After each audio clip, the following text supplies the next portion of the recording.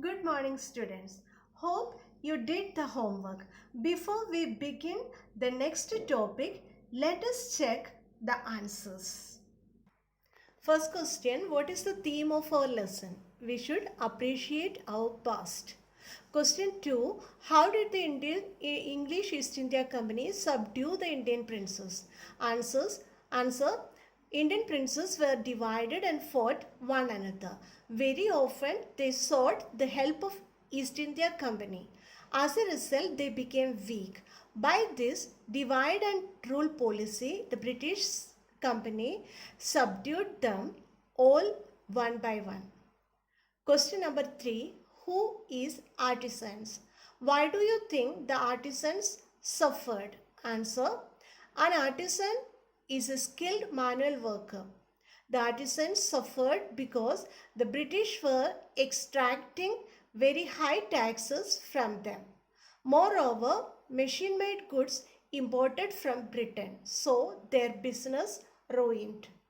Fourth question, two examples of social practices prevailed at that time. Answers, untouchability and child marriage. In the previous video, we saw the period from 1757 till 1836. There were many occasions where British tried to subdue the Indian princes. There was Tipu Sultan who fought against the British, but he died. The Indian princes were short-sighted and they were subdued very easily.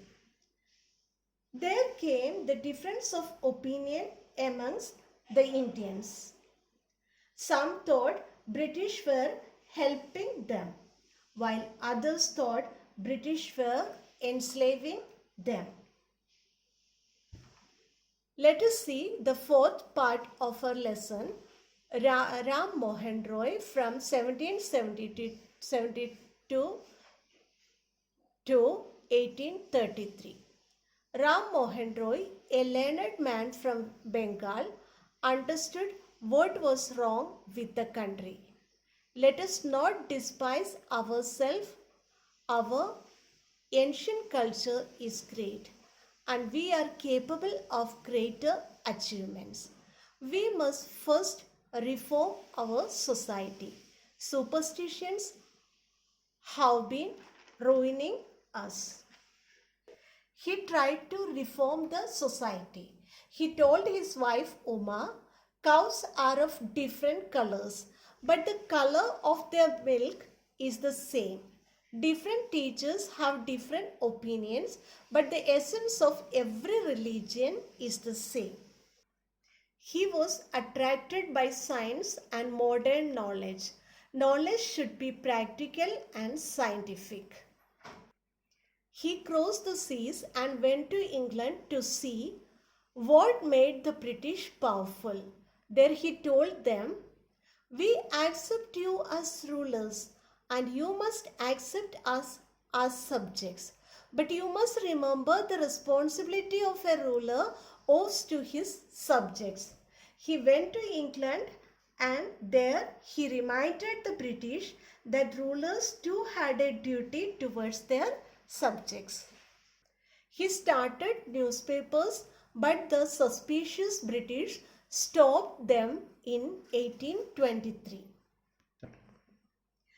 Rajaram Mohan Roy was a social reformer from Bengal.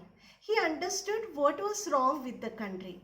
He called upon the people to feel proud of their ancient culture. He pointed out that all religions preached same thing.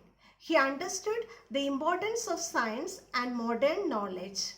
He started newspapers, but the British stopped them in 1823. He crossed the seas and went to England to see what made the British so powerful. He then approached the middle path. He agreed to accept the British as rulers, but they must remember the responsibilities of rulers towards their subjects.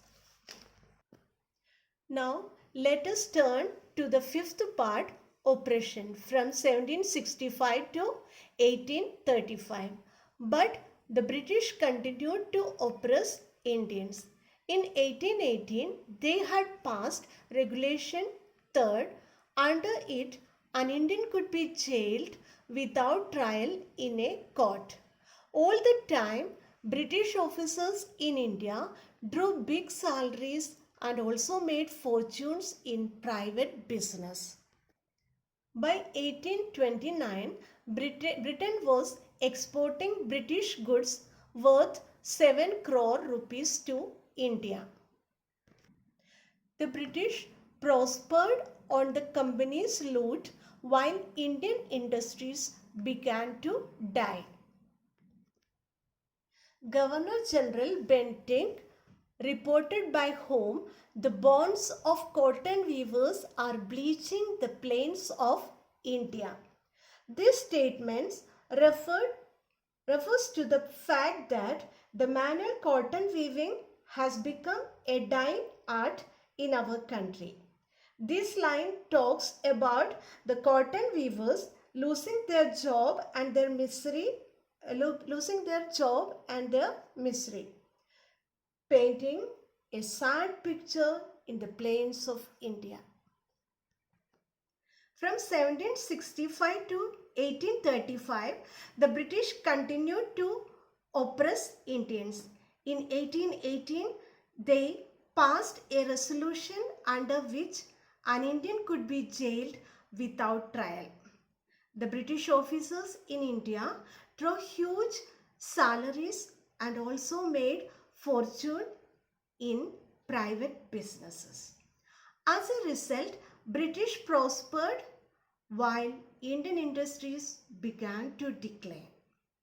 Governor General Bentinck wrote back home about the starving cotton weavers. Let us turn to the sixth part, dissatisfaction, from 1835 to 56. Education in India was in Persian and Sanskrit. In 1835, an Englishman named Macaulay suggested a change. We should teach the natives through the English language. I agree.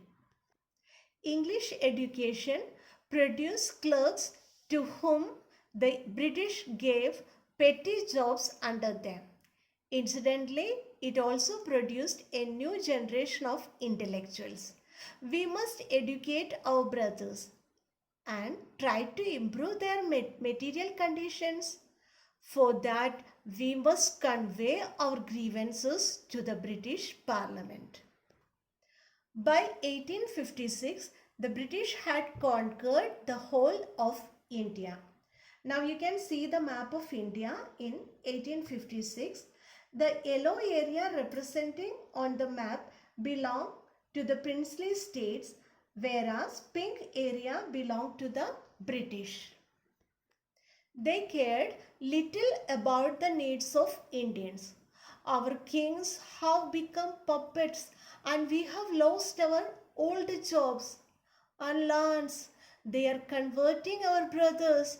You only talk, do something to drive them out. Indians were taught Persian and Sanskrit. In 1835, an Englishman named Macaulay recommended the teaching of English in India. English education produced clerks who were given petty jobs, but it also produced a set of intellectuals. They said that Indians should learn English. They should improve their economic conditions and then convey their grievances to the British Parliament. By 1856, the British had conquered the whole of India. They cared little about the welfare of Indians.